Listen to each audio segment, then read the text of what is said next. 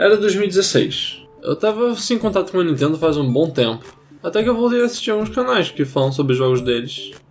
Então eu decidi comprar o último console que eles lançaram, o Wii U, principalmente por causa de Mario Maker. Eu tinha muita vontade de jogar aquele jogo. Depois que comprei, eu fui explorando a seleção de jogos, assim como jogando alguns jogos de Wii antigos. E entre os lançamentos novos eu encontrei um jogo que eu não via muita gente falando sobre, Super Mario 3D World. E a experiência que eu tive com esse jogo é o assunto desse vídeo. Hoje em dia eu me lembro desse tempo com bastante carinho, tanto que eu considero o Wii U meu console favorito. É, minha opinião impopular, mas é verdade. Então acho que eu me lembro desse tempo de forma meio diferente do resto das pessoas. E eu tenho coisas pra falar que eu não vejo muita gente falando sobre. E eu quero falar delas. Então bora começar. E lembrando que a minha experiência é mais relacionada à versão de Wii U do jogo, que é a versão que eu mais joguei.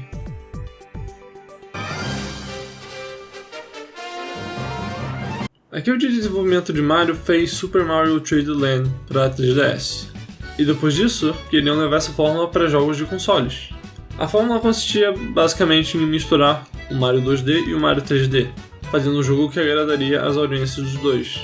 Não só isso, como também queriam fazer um jogo com multiplayer simultâneo, ou seja, um multiplayer em que pessoas podem jogar ao mesmo tempo, similar a New Super Mario Bros, por exemplo. Assim nasceu a ideia de Super Mario 3D World. E para começar, vamos ver como ficaram as coisas que o jogo trouxe de novo para a franquia. Pela primeira vez em um jogo 3D de Mario de console, tem múltiplos personagens jogáveis, que não são só o Mario e o Luigi.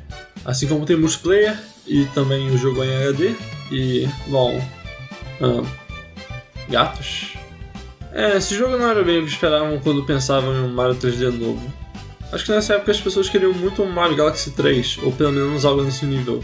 Mas ao invés disso parecia que deram um passo para trás em questão de ambição. Misturando um jogo de 3DS com o New Super Mario Bros, que estava começando a ficar saturado na época. Mas quer saber, eu realmente não tinha nenhuma expectativa assim, porque quando o jogo lançou eu não sabia que ele existia.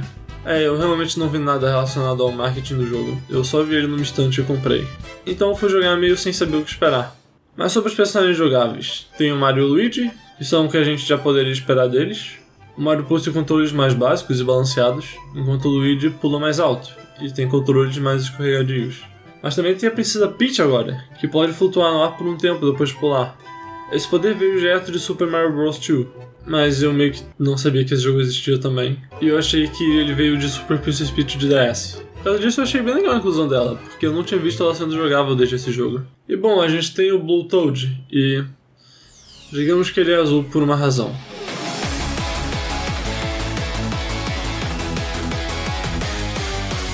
Ele corre mais rápido. Além disso, tem uma certa personagem jogável secreta, que eu vou falar sobre mais tarde. Então, tem múltiplos personagens jogáveis, e eu realmente gosto dessa seleção. E o jogo também tem multiplayer para no máximo 4 pessoas. São só coisas legais de ter em um jogo 3D do Mario, que foram basicamente ignoradas antes e depois desse jogo. O que torna o jogo bem especial pra mim, é bem único nesse sentido.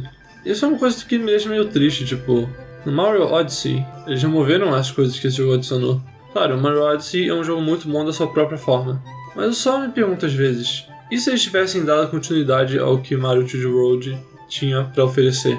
E se esse jogo tivesse tido um legado melhor na franquia, e não fosse tratado como um erro? Isso é algo que talvez nós nunca saberemos. Mas continuando, vamos falar sobre os níveis. Os níveis são bem lineares nesse jogo, e basicamente teve que ser desse jeito para o multiplayer funcionar. Os desenvolvedores queriam que fosse parecido com o New Super Mario Bros, ou seja, encaixar todos os jogadores em uma só tela pelo jogo inteiro. Então eles tiveram que achar uma forma de fazer isso em 3D, e a forma que conseguiram é limitando bastante os ângulos de câmera, e deixando os movimentos dos jogadores para apenas 8 direções. O que, como eu disse, pode ser visto como um passo para trás de certa forma. Mas bom, tendo dito isso, eles encorajam bastante exploração, com as estrelas verdes. Cada nível tem 3 delas, assim como um carimbo. E essas coisas estão basicamente escondidas pelo nível, para você explorar e achar, o que torna o replay desse jogo sempre muito divertido.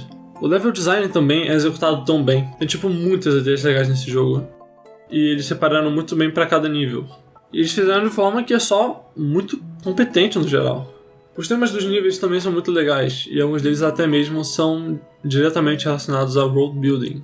Tipo, no jogo o Bowser domina os Pixie Kingdom, e lá a gente vê ele construindo coisas como trilhos de trem gigantes, o que pode ser visto como ele tentando melhorar o reino e criar infraestrutura nele.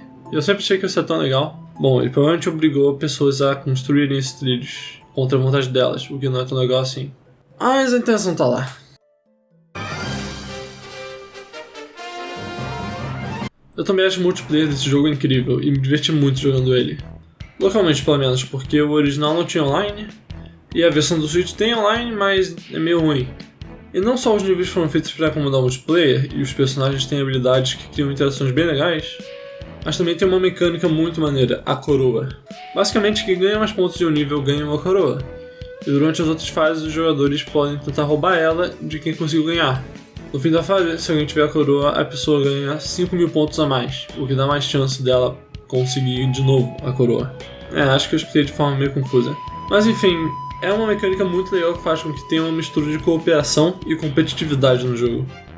As pessoas vão cooperar para completar a fase enquanto tentam conseguir o máximo de pontos possíveis e se atrapalhar lutando pela coroa. Isso que é uma dinâmica tão interessante que eu realmente não vejo em quase nenhum outro jogo.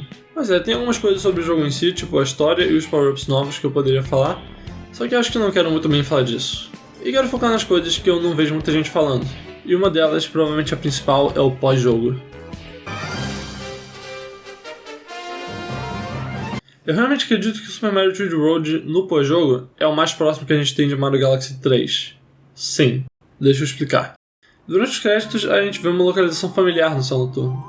E depois, no primeiro mundo especial, a gente entra em uma fase chamada Super Galaxy e encontra Lumas, inimigos de Mario Galaxy. E no fim dela, algo incrível acontece. A Rosalina aparece, o Comet Observatory está atrás dela, e ela se torna jogável.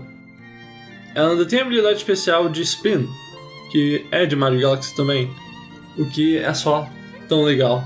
Os mundos especiais em si também são cheios de referências, tipo, eles se passam no espaço, e também tem Star Beats por toda parte. E inclusive, no começo do jogo, eles estão no Star Festival, que devia acontecer a cada 100 anos, então não faz muito sentido. Tem alguns níveis, tipo Footlight Lane, com ambiência bem parecida com fases de Mario Galaxy, como Space Junk ou Cosmic Cove. No geral, o jogo só dá bastante continuidade a Mario Galaxy, que é um aspecto que eu realmente senti falta em Mario Odyssey, que foca muito mais em nostalgia de Mario 64. Claro, tem Star Beats como moedas roxas, sim, mas é basicamente isso. E tipo, eu respeito a direção que a franquia foi e acho que é muito bom do seu próprio jeito e tem potencial. Mas eu só vejo o Mario 3D World que ele estava tentando fazer e eu imagino que poderia ser.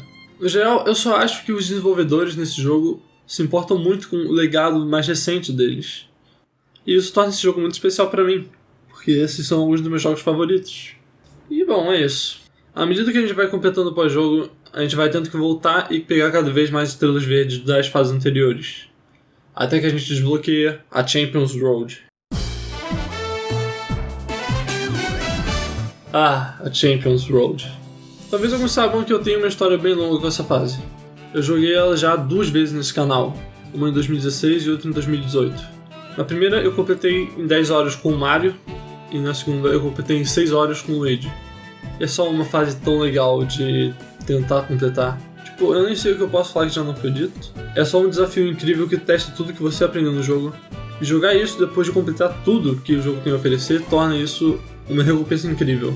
A fase até mesmo toca um remix de Ghost Garden Galaxy, o que se encaixa perfeitamente e faz você sempre querer voltar a jogar. Os designs estão bem legais também, é bem colorido e tem esse background de galáxia. E também tem muita variedade nos obstáculos, com combos interessantes que a gente nunca viu antes no jogo inteiro. E até mesmo mecânicas originais, tipo correr no topo dessas coisas. Você não pode fazer isso nesse jogo em outro lugar. E assim, eu tô usando o gameplay de 5 anos atrás porque, bom, eu não vou jogar essa fase de novo por enquanto. Mas pra concluir, eu diria que esse jogo tem uma posição bem única na franquia. Ele não só foi feito de forma bem competente, mas os desenvolvedores também se importaram em adicionar coisas para dar continuidade à história mais recente deles. Ele também foi bem experimental e adicionou elementos novos na franquia que contribuem muito para ela, algo que se perdeu nos jogos que vieram depois. Mas também não é como se os outros jogos precisassem disso, eles só foram numa direção diferente, e isso é bem válido. Mas assim, isso deixa Mario 3D World num tipo de cápsula temporal, de certa forma. Então eu diria que é um jogo muito bom e vale a pena jogar ele. A versão do Switch tem algumas diferenças, tipo o aumento de velocidade, mas ainda assim é uma forma boa de jogar o jogo.